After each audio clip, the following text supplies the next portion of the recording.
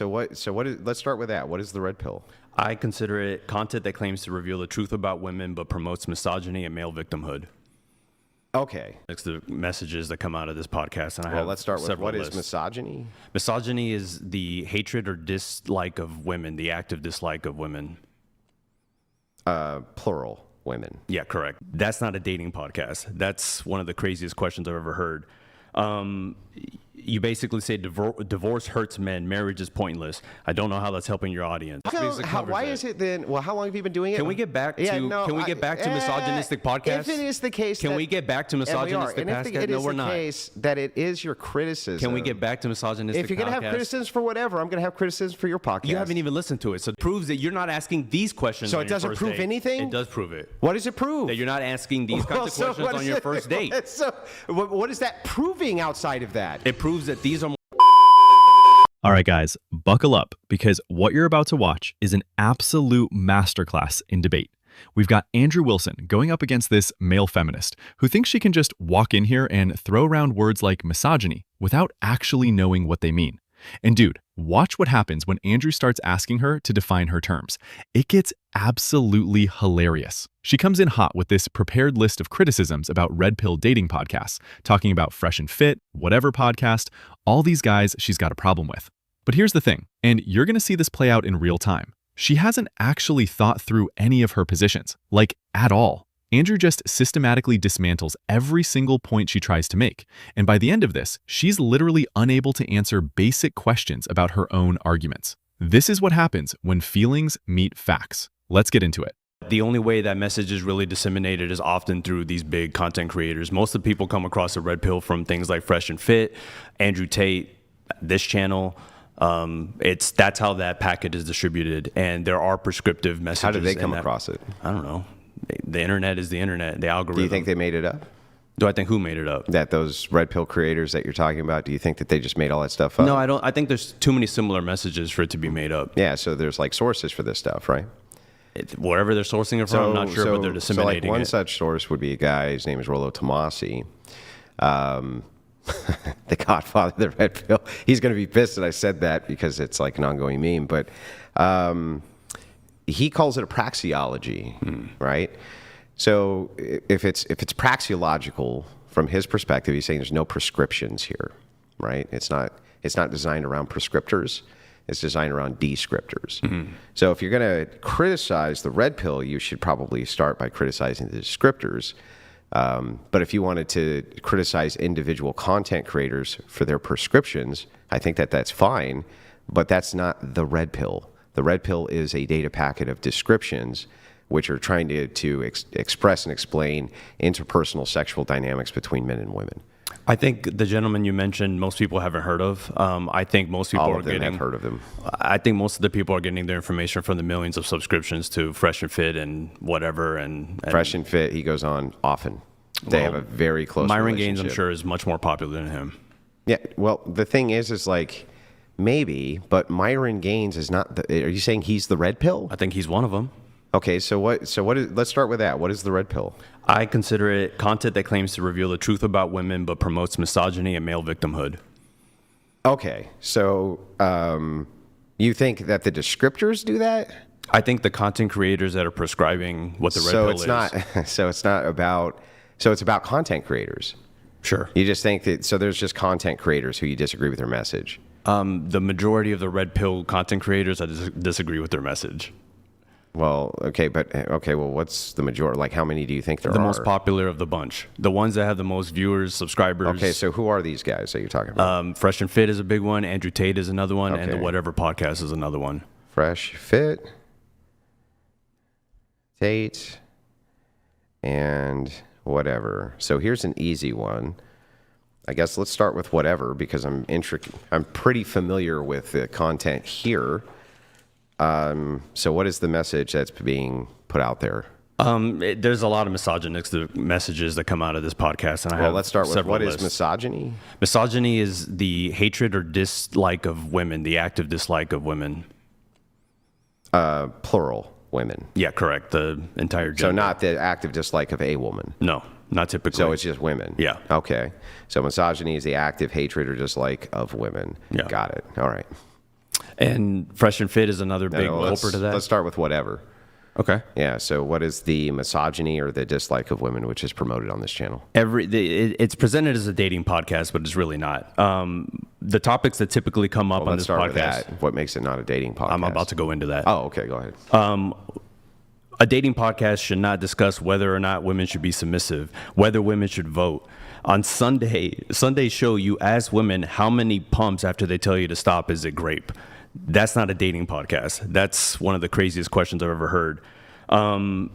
You basically say divorce hurts men, marriage is pointless. I don't know how that's helping your audience. I don't know how military conscription has anything to do with a dating podcast. I don't know how, guests being shown a submissive ex-girlfriend and saying, would you bow to your husband? Would you bow to your husband? That's not a dating podcast. That is promoting hatred of women and misogyny as well. Female guests are pressured to reveal their body count and then mocked. If they don't reveal, they're interrogated until they reveal. Women with OnlyFans are moralized and told to quit. Male promiscuity is excused and celebrated. Okay, so did you guys catch what just happened there? She literally just unloaded this massive list of accusations. Women being asked about body counts, submission topics, all this stuff. And Andrew immediately goes, "Can I see that list?" Because he knows exactly what's happening here. She's got a script. She's got talking points. And the second he asks her to actually defend any of this, watch how fast it falls apart. But here's what I want you to pay attention to. She keeps saying these podcasts are promoting misogyny and hatred of women, right? That's the claim. And then Andrew does what you should always do with people like this. He makes her define misogyny. And she says it's the hatred or dislike of women, plural, the entire gender, not a woman, women. Which means you'd have to actively hate women as a group for it to be misogyny. Now think about that standard for a second. These podcasts have women on. They're talking to women. They're asking women questions. If you actually hated women, why would you platform them for hours at a time? It makes no sense. But she's not thinking about logic here. She's thinking about feelings. She doesn't like what they're saying, so it must be hate speech. And then, dude, this part kills me. Andrew starts going through her list point by point. Why can't a dating podcast talk about submission? And she literally says, I don't know how submission comes up on any sort of date. Like, what? You don't think men have preferences about relationship dynamics? You don't think women do too? That's literally one of the most important compatibility questions you can ask. But in her world, if a man says he wants a submissive woman, that's automatically misogyny, even though tons of women self-identify as preferring that dynamic. This is the problem with modern feminism, man. They want to control not just what you do, but what you're allowed to want, what you're allowed to prefer, what you're allowed to say out loud. And when someone like Andrew pushes back and goes, no, actually, this is a normal dating preference, they short circuit. Because they've never had to defend their positions before. They're used to people just agreeing with them to avoid being called sexist. But Andrew doesn't play that game. And that's why this gets so good. Let me know in the comments what you guys think about the submission question. Do you think it's misogynistic to want a submissive partner?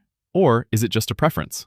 Because I already know what the answer is, and so do you. About their peak looks, age, and question incessantly. Segments like Man, Bear versus Woods mock women's very real fears about male violence, even though statistical realities are ignored and dismissed as irrational. The super chat roast. The guests love to shit on these women every chance they get. And on this show, feminism and women are blamed for most of men's problems. Can I have a? Do you have a copy of that? I'd like to see it. The thing. Because you just shotgunned a bunch of points, and Andrew, you want to Yeah, I go would You can like have to- it. Yeah, one yeah. by one? I also have peer-reviewed studies if you want those too.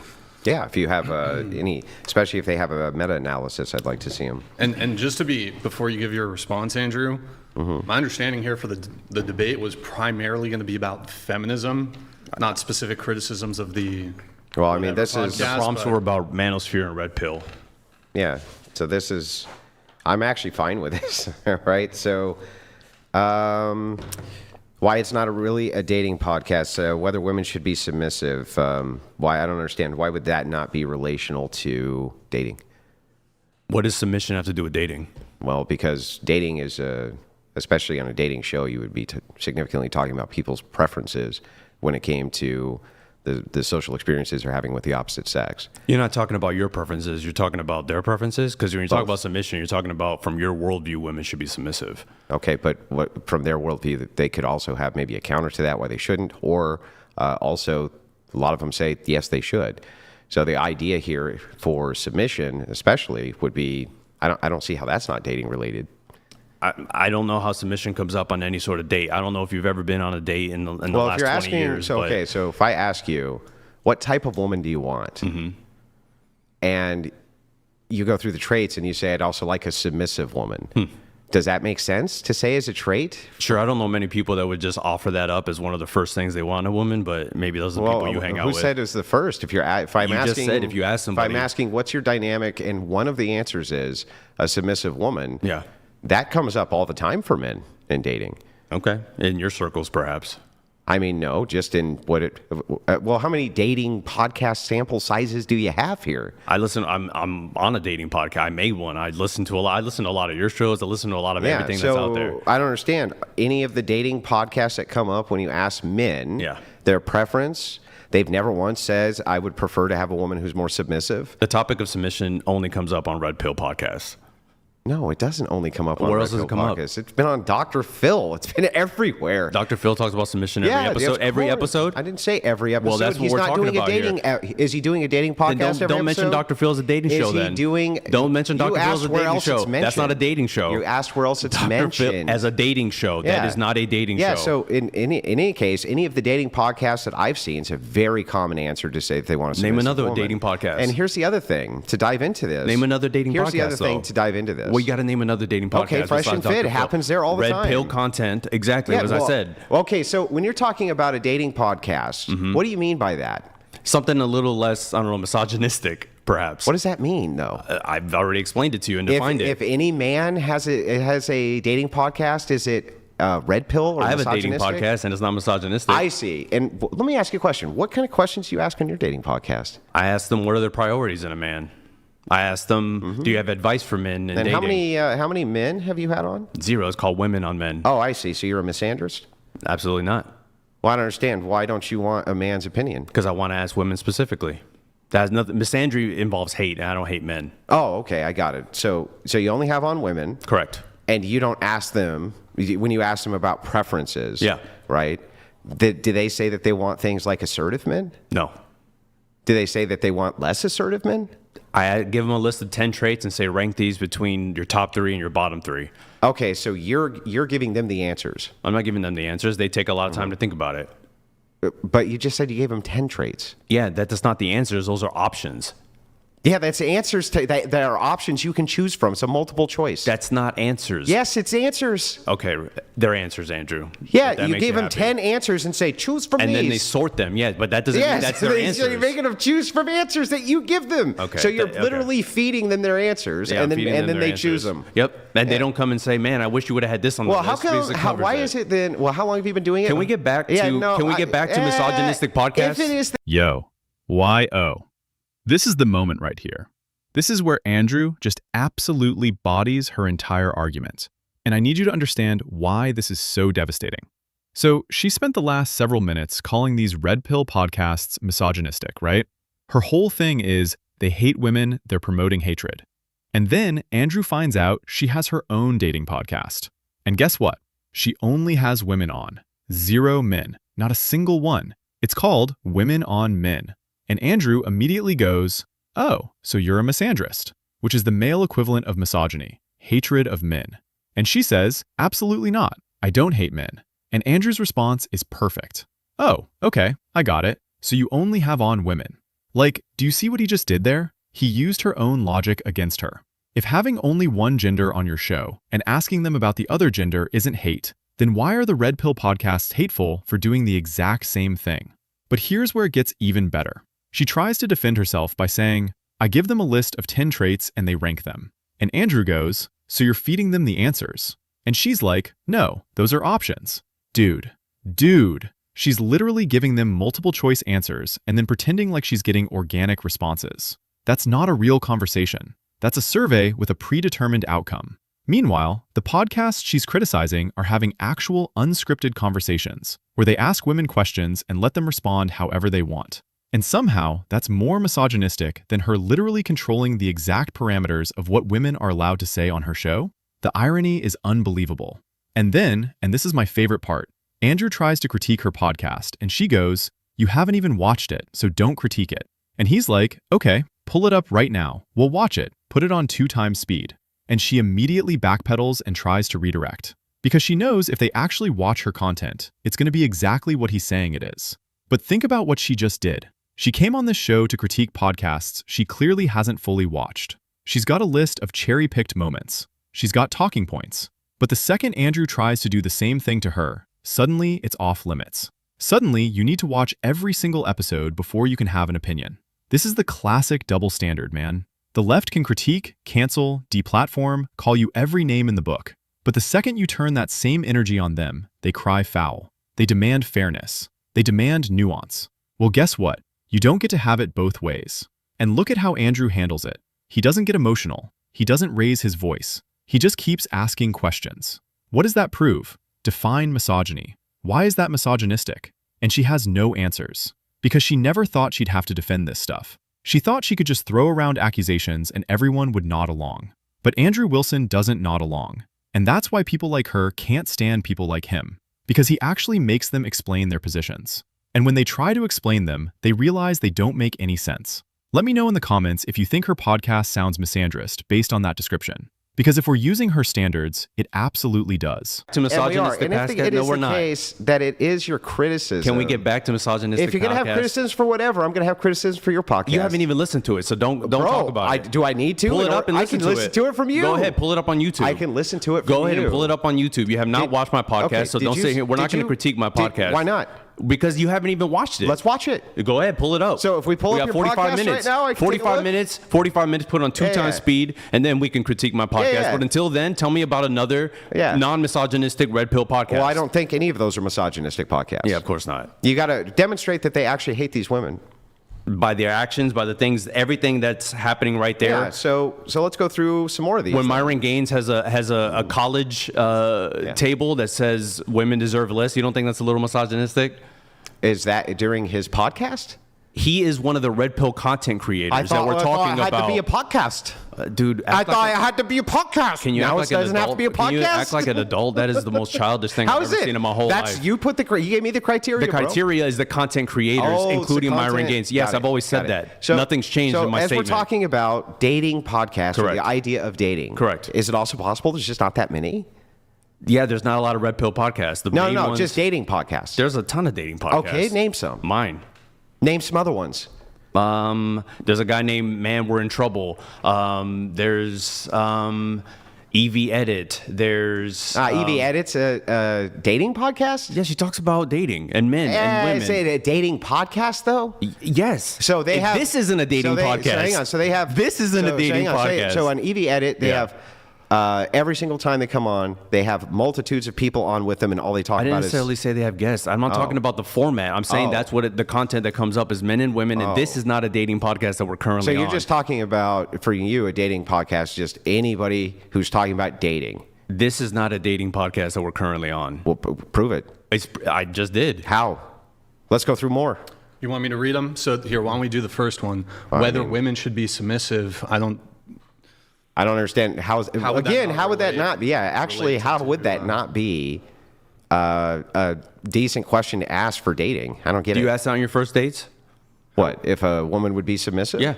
No. Exactly, because it's not a dating question. Why would that? Wait, hang on. Let's back up.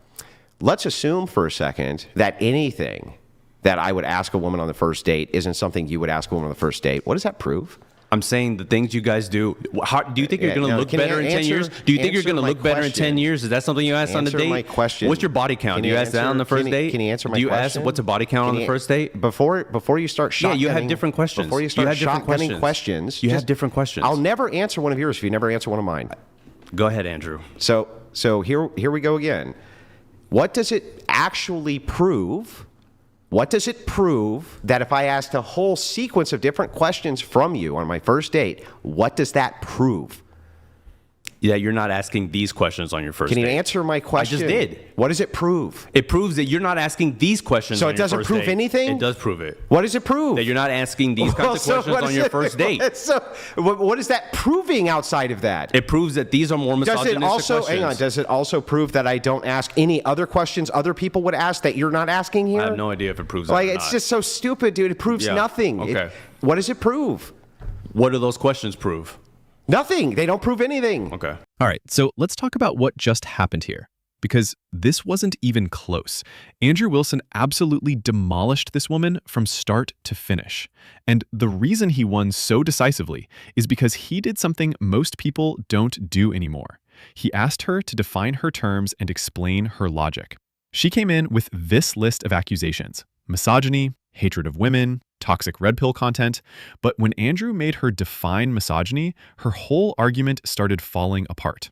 Because if misogyny is the hatred of women as a group, then asking women questions on a podcast isn't misogyny. Having preferences about relationship dynamics isn't misogyny. Even asking uncomfortable questions isn't misogyny. It might be rude, it might be something you disagree with, but it's not hate. And then the coup de grace.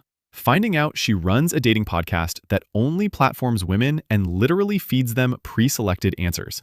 The hypocrisy is off the charts. She's doing the exact thing she's accusing these other podcasts of, except worse, because at least they let people speak freely. But here's the bigger picture, guys. This is what the culture war looks like in microcosm. You've got people on the left who have been allowed to throw around words like misogyny, racism, bigotry for years without ever being challenged on what those words actually mean.